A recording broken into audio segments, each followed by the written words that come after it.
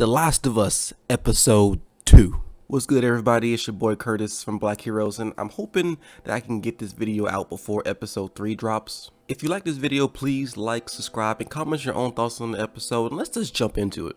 Now, the episode starts with doctors working on what I believe is Patient 0 or Patient 1. Whatever the case, is still one of the first infected, and the doctor is reaching into the body's mouth and pulling out the fungus, and the fungus is still alive. Even though the body's dead, the fungus is still alive and is still trying to find another host. You can see it like reaching out towards the doctor, and the doctor panics and just throws it away and runs away.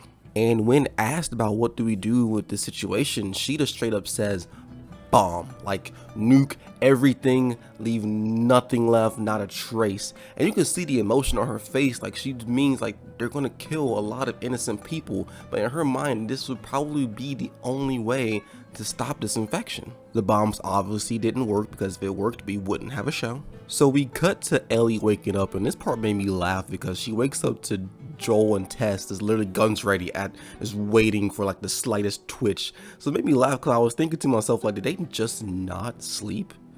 Like, they couldn't take turns sleeping, that they both stay up all night just to watch her? I know in the last episode they kind of speed past the fact that she was immune, so I like the fact that they took a few minutes to discuss how she was bitten, how long she was bitten, and how she ended up in Marlene's care, and actually got a chance to kind of bond a little bit. It was funny when Ellie asked for a gun and Joel and Tess was like, "Can I have a gun?" Absolutely not. Okay, Jesus, fine. I'll just throw a fucking sandwich at them. The goal is to get to the Capitol building where there's a group of fireflies that will take Ellie away out west so they can come up with a cure. On the way, they come across this huge horde of infected just laying down, and the show made a change to the infected from the game that I think makes the infected a bit more terrifying. So in the show, the infected are treated almost like a hive mind, where there's fungus branches that can stretch out for miles.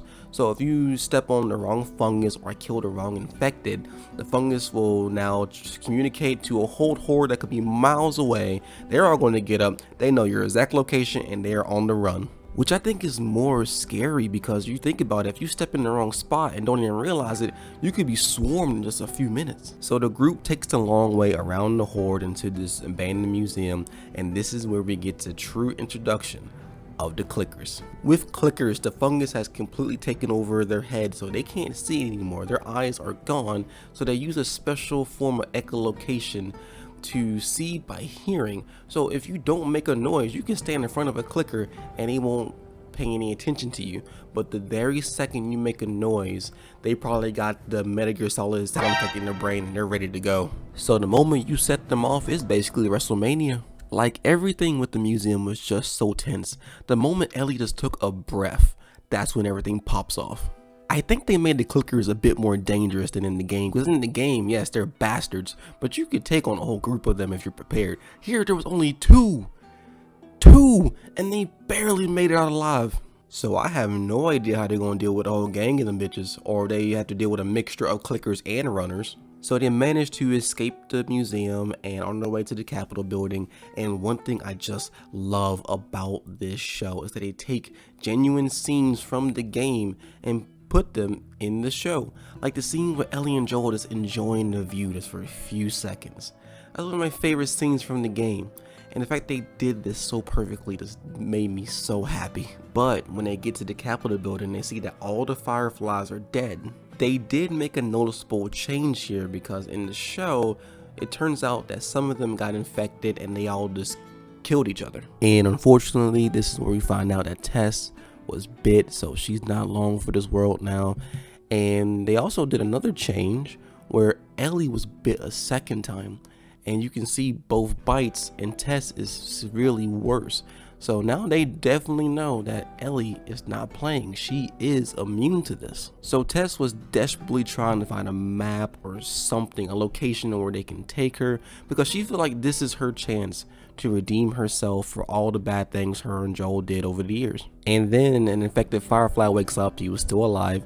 Joel shoots him, and remember what I said earlier about the fungus being able to communicate with other infected? When you step on the wrong type of fungus or you kill an infected, this is what happened. The moment Joel killed him, the fungus latched onto him, and communicated to the rest of the horde that they're at the Capitol building, so the rest of the zombies get up and are running towards them. And since Tess knows she's gonna die anyways, she stays behind to give Joel and Ellie time to escape. And Joel didn't even say a word. Like, the dad instinct kicks in, he grabs Ellie and they are just gone. So when Joel and Ellie leave, Tess is filling the place up with gas. She's trying to flicker a lighter to cut it on, but before she can, the zombies bust in and one of them notices her. And he doesn't run at her, doesn't maul her, doesn't attack her. He walks up to her and almost kissing her, but he's transferring the fungus to her. But I just feel like it's more disturbing because it's more creepy. It's almost like a sexual thing. I know it's not sexual, but it seemed that way when I first saw it. But before she turned, she was able to get her lighter to work, drop it down, and blow up the whole entire Capitol building, killing all the infected inside and pretty much saving Joel and Ellie. So Tess, RIP, you was a real one. So that's where the episode pretty much ends. Another banger, another 10 out of 10. I'm so happy that this show is getting the success it deserves. I heard that it's supposed to be getting a season 2, which I'm also excited for. And I heard that season 2 is supposed to be adapting part 2. I'm not sure too many people are going to like that, but I know I'm going to love it. One thing I'm loving about the show, and I think I said this in the last episode I did, is that they're showing more that they didn't show in the game. Here they're showing where the infection started. I think in the preview I saw that they're going to show more Bill's backstory with his partner Frank. I just can't wait to see more of this. Thank you to anyone who decided to listen to me for these past few minutes. It's been a pleasure. And like I said, if you enjoyed this video and you enjoyed The Last of Us, please like, subscribe, and comment your own thoughts on this episode and the show as a whole. But alright everybody, it's been your boy Curtis from Black Heroes, and I'm out. Peace!